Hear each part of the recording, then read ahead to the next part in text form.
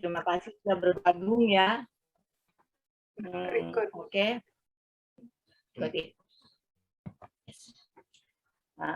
Saya mau membawakan kesaksian. Saya bersyukur kepada Tuhan, ya.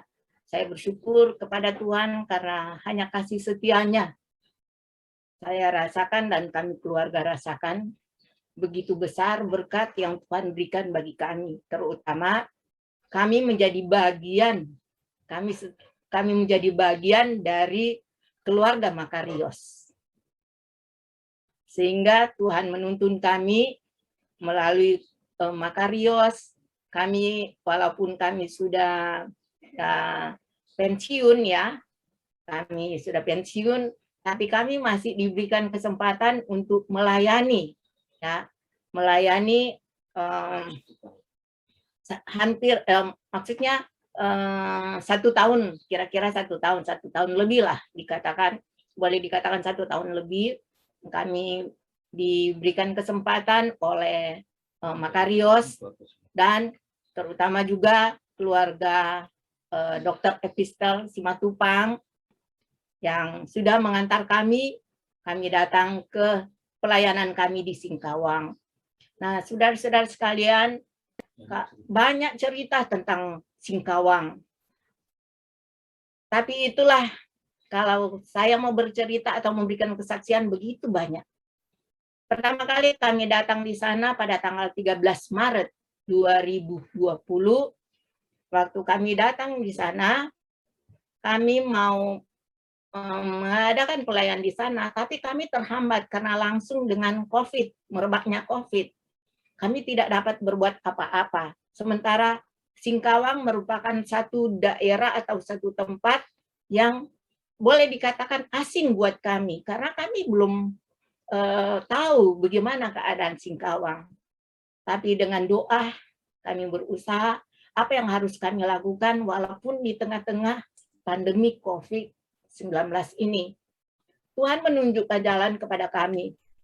Pada waktu kami datang di sana, kami walaupun dengan segala keterbatasan, karena kami tidak bisa berkunjung ke tempat-tempat atau ke tetangga kami sebelumnya.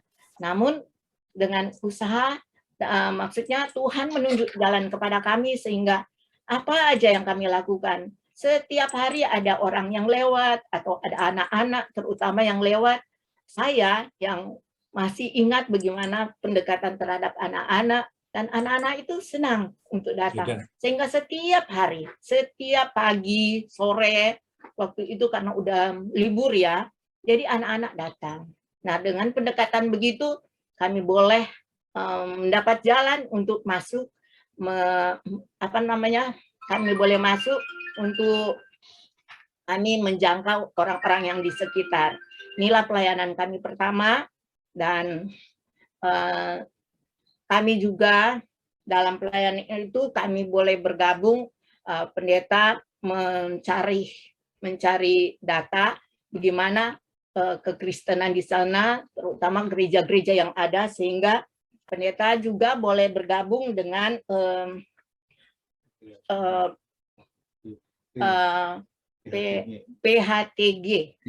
PHTGD. Itu adalah singkatan dari Persatuan Hamba Tuhan Garis Depan di Singkawang. Nah, kami datang di situ, kami mencari informasi, dan kami bersyukur karena kami boleh bersama dengan mereka, sehingga kami datang bersilaturahim dengan mereka, yaitu ternyata yang memimpin itu sebagai ketuanya untuk Persatuan Hamba Tuhan Garis Depan Singkawang adalah orang Manado juga. Dia dari Rerer, barangkali Yani Lontok bisa tahu. Dia adalah Billy Manueke. Nah, dengan demikian kami juga banyak berbincang-bincang, sehingga persatuan kami jadi erat dengan mereka. Sehingga kegiatan-kegiatan gereja dimanapun juga kami diundang untuk ikut. Kami bersyukur kepada Tuhan. Itu langkah pertama. Kemudian kami juga singkatnya kami juga boleh berhubungan dengan ada pendeta Mateos, dia dari ya Protestan, dia dari Depak. Nah, dengan demikian kami ada hubungan baik dengan Depak sehingga kami Pendeta Tilung bisa mengatur, maksudnya sampai ada izin berbakti itu karena surat atau ya rekomendasi dari Depak.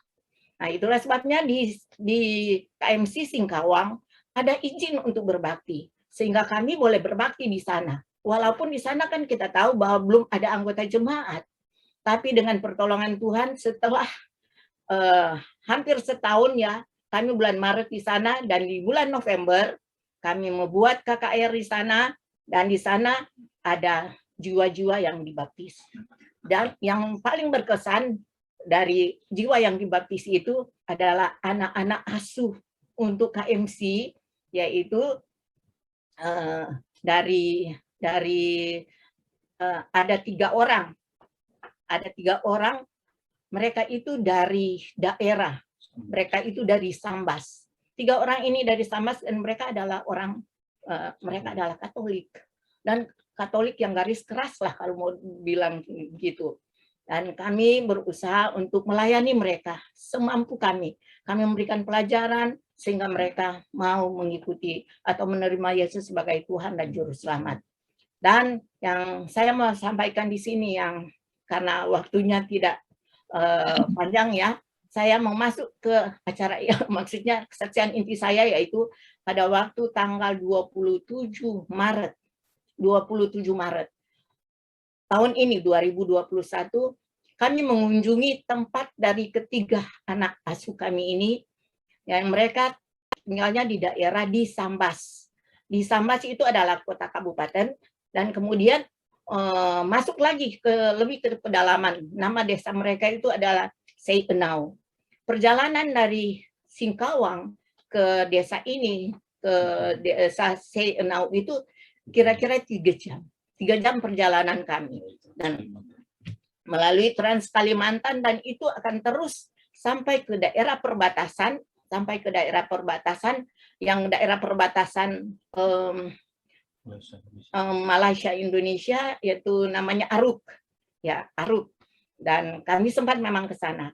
Tapi saya mau sampaikan ini waktu kami masuk di desa Enau, begitu antusias mereka karena kami sudah berbicara melalui telepon bagaimana, dan mereka juga kami boleh berjumpa dengan keluarga mereka di sana. Tapi saudara, sepanjang perjalanan kami begitu luas daerah ini, dari Singkawang sampai ke Seienau sana. Senang banget. Saya senang sekali melihat pemandangan yang indah dan tempat-tempat yang kami lalui, apalagi kami melewati itu tempatnya Karen ya, kampungnya Karen itu ya, di sana kami melihat megahnya kampung itu atau kota itu. Kami terkesan banget. Tapi sepanjang perjalanan itu saya melihat pemandangan yang indah, cuman satu hal yang sangat menyedihkan saya. Sepanjang perjalanan itu saya jarang melihat ada gereja. Sepanjang jalan. Ada gereja yang kami temui, tapi itu gereja Katolik. Tapi kalau itu mau bicara tentang gereja, apalagi gereja kita, nggak ada. Dan sampai kita ke Sambas sekalipun, sampai kita masuk ke Seienau, nggak ada gereja, apalagi gereja Advent, nggak ada. Saudara sekalian, saya merasa gimana ya Tuhan, pekabaran ternyata ini harus disampaikan. Jadi pekabaran yang paling kita harapkan, kita harus menjangkau orang-orang yang ada. Jadi kita nggak perlu keluar negeri. Mari saya ajak, mari pengerja-pengerja, hamba-hamba Tuhan atau siapa yang tergerak hati datang ke Kalimantan. Pekerjaan itu masih luas, ladang begitu luas, dan mereka membutuhkan firman Tuhan. Mereka membutuhkan kebenaran firman Tuhan untuk mereka tahu. Dan selama kita mau berbicara, kita nggak perlu bicara banyak, tapi mari dengan sikap kita datang untuk memberikan kepada mereka teladan bahwa Yesus juga mengasihi mereka. Kami datang di Sambas, kami datang di Seienau. Kami melihat keluarga-keluarga di sana, apalagi keluarga dari 3 anak asuh kami ini. Paulus, Okta, dan Arifin.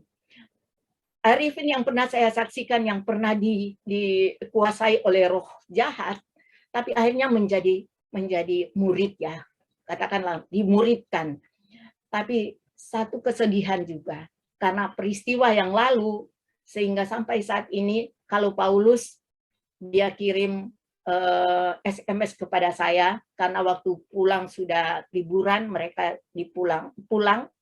dipulangkanlah dari di saat liburan, dia sampaikan salam kepada saya, Bunda, maafkan saya tinggal sendiri di sini. Saya nggak ada siapa-siapa, nggak ada siapa yang menopang saya. Karena tekanan yang begitu berat, saya kembali lagi ke gereja saya. Saya mohon doa, saudara-saudara. Karena pekabaran firman Tuhan kebenaran ini yang kita punya harus menjangkau semua orang. Saya sedih sekali, tapi saya percaya bahwa rencana Tuhan itu indah. Tuhan akan mengirimkan pasti orang-orang yang dapat memberikan pekabaran yang lebih baik. Dan saya berharap satu saat nanti Paulus itu akan menjadi saksi Tuhan yang hidup. Demikian juga dengan anak-anak asuh yang lain, Arifin dan Okta. Kebetulan Okta ada sama-sama dengan kami bersyukur. Dan dia selalu belajar dan belajar. Dan dia sudah senang sekali untuk belajar firman Tuhan. Satu hal yang dia sampaikan, kebetulan tadi malam kami menerima berita dari orang tuanya yang ada di Penanggu sana, supaya tolong doakan mamanya dalam keadaan sakit. Dia sedih, tapi dia tahu bahwa Tuhan juga akan menolong dia. Kami setiap saat, setiap kali kami berdoa, setiap kali kami ada ibadah, kami berdoa untuk keluarganya. Satu saat saya yakin dan percaya bahwa Tuhan akan menyelamatkan mereka. Siapapun juga yang Tuhan suruh datang ke sana, saya tahu kami sudah meretas jalan ya. Dan saya percaya Tuhan akan menolong orang-orang yang akan meneruskan pekerjaan kami di sana. Pasti akan berhasil. Karena saya tahu bersama dengan Tuhan pasti akan jadi. Itulah sebabnya kami bersyukur, kami sudah mendapatkan kesempatan yang diberikan kepada kami oleh keluarga Makarios, sehingga kami boleh menyaksikan bahwa Tuhan mengasihi semua orang dan dia mau semua orang untuk diselamatkan.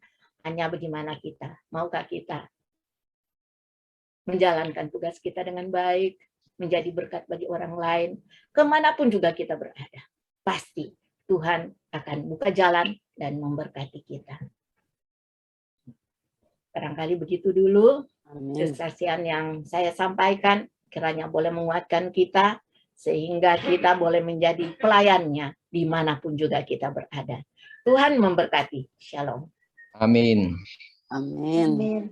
Amin. Terima kasih untuk kesaksian dari Bu Tilung yang sangat meningkatkan panggilan kita ya untuk menginjil kepada, membagikan kebenaran kepada orang-orang yang ada di tempat kita masing-masing, di kampung halaman masing-masing. Oke, bagi yang terberkati bisa kasih tanda love untuk menyatakan bahwa kita semua diberkati dengan kesaksian Ibu Tilung, dan kita akan doakan tadi Okta ya namanya ya, untuk mamanya yang sakit. Mamanya yang dalam keadaan sakit. Oktanya ada di bersama Ibu Tilung sekarang. Dia lagi ikut Zoom untuk Taman Harapan, karena Taman Harapan hari ini berulang tahun, dan Taman Harapan berulang tahun yang ke-47. Hari ini pas hari ini. Oh, waduh. Kalau gitu mohon maaf kita culik Pendeta Tilung hari ini buat khotbah di Makarios. Harusnya di sana ya. Terima kasih. Kalau Makarios nggak boleh ditolak. Waduh. Ini anak yang kembar. Ada anak yang kembar. Anak sulung ini. Anak sulung lagi. Anak kesayangan ya. Pokoknya. Oke, terima kasih, puji Tuhan ya. Saya secara pribadi juga mengucapkan terima kasih nih kepada keluarga dari Pendeta Tilung dan Ibu yang sudah sudah mengabarkan Injil, mengajar anak-anak sampai ke kota kelahiran saya. Wah, itu luar biasa. Saya aja belum bisa buat apa-apa. Dan sementara Ibu Tilung dan pemerintah sudah sampai sana gitu. Tapi saya yakin semua yang dikerjakan tidak akan sia-sia. Amin. Jadi ada tugas bagian-bagian kita dan itu akan diteruskan oleh yang lain. So, jadi thank you so much ya, Bu Tilung. Baik, kita akan melanjutkan acara kebaktian kita pada saat ini.